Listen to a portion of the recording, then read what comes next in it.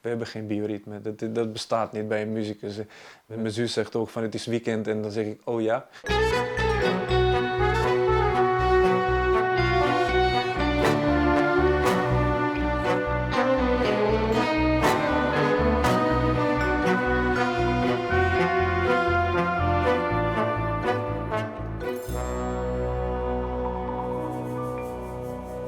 Players, your time for practice is over. Toen ik naar Nederland kwam en ik hoorde dat er een orkest bestaat, dat eigenlijk helemaal geen klassieke muziek speelt en dat zij gewoon televisieshows doen, platen opnemen, filmmuziek opnemen. Ja, ik werd daar meteen verliefd op. Ik wilde er heel veel van af weten. En het was eigenlijk mijn droom om daar ooit te spelen. Ik heb heel veel geluk gehad. Ik zat een soort talentenklas in voormalig Joegoslavië. En op dat moment brak het oorlog uit, dus het werd steeds lastiger. En op een gegeven moment zijn we hier terechtgekomen. Ik kende de vroegere concertmeester van het orkest, Ernő Olah. Ik heb van hem ook les gehad en hij heeft voor mij afspraak gemaakt om in Rotterdam voor te spelen. En daar heb ik mijn studie dan ook afgerond. Ik ben altijd verbonden geweest met het theater en ook het improviserende. En daarom ging ik ook richting metropool. Mijn hart trok naar lichte muziek en de genres die nog niet gangbaar waren zeg maar, op het klassieke conservatorium. En dit is ons bandje. En dit is dan de charanga, de oude stijl, waar je bij fluit en violen erbij spelen.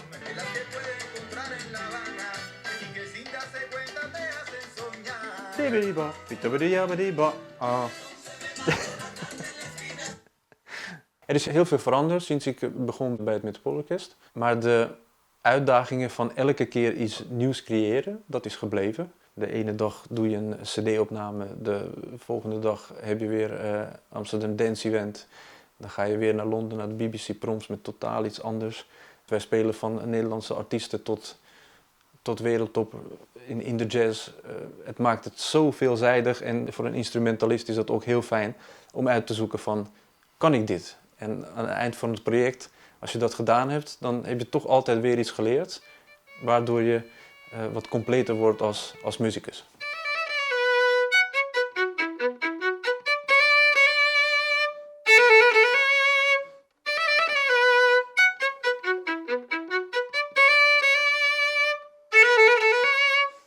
Bijvoorbeeld wat we vandaag gaan doen, Games in Concert. We hebben natuurlijk de bladmuziek gekregen.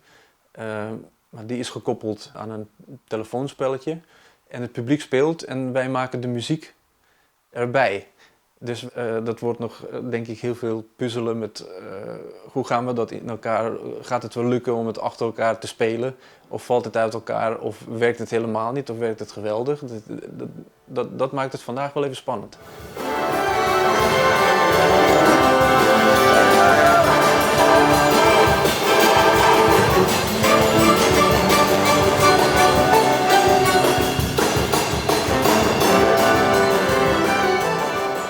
Gewoon niet uit te leggen hoe ontzettend niet systematisch je leven is.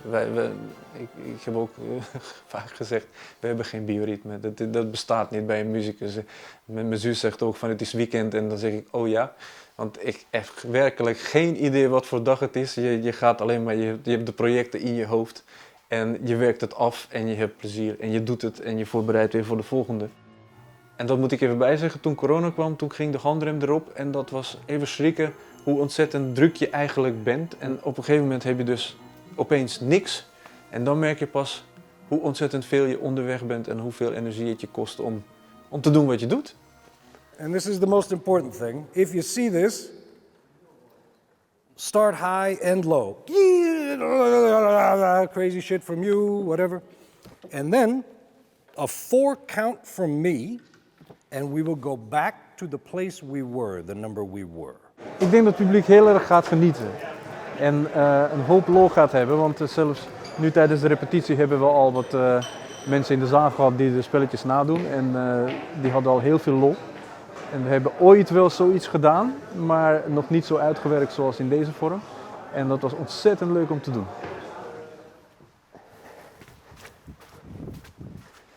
Het leven neemt rare wendingen. We moesten in zwart spelen en niet iedereen heeft het goed gelezen in de mail.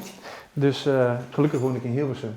En ik ben op pad gestuurd om naar huis te gaan om wat zwarte shirtjes te halen voor collega's. Dat zijn ze. Het is redelijk krappies, maar ja, het is wel zwart. Nou, hij kan het hebben. Ja, dit gaat de documentaire zeker halen. En andere mensen blij maken, dat is wel altijd bij mij geweest. Want ik speelde al ook echt gewoon bruiloften in voormalig Joegoslavië toen ik 7, 8 was. Voor de show. En speel ik in theater of concert, dan zoek ik iemand uit het publiek die ik goed kan zien. En dan probeer ik voor die meneer of mevrouw of jongen of meisje gewoon die avond te spelen. Want zij moeten dat meemaken en ik vind het leuk om dat dan een beetje persoonlijk te geven. Ook al is het heel groot enzovoort, maar ik probeer één iemand gewoon de hele avond volgen van hoe beleefde zij of hij het concert.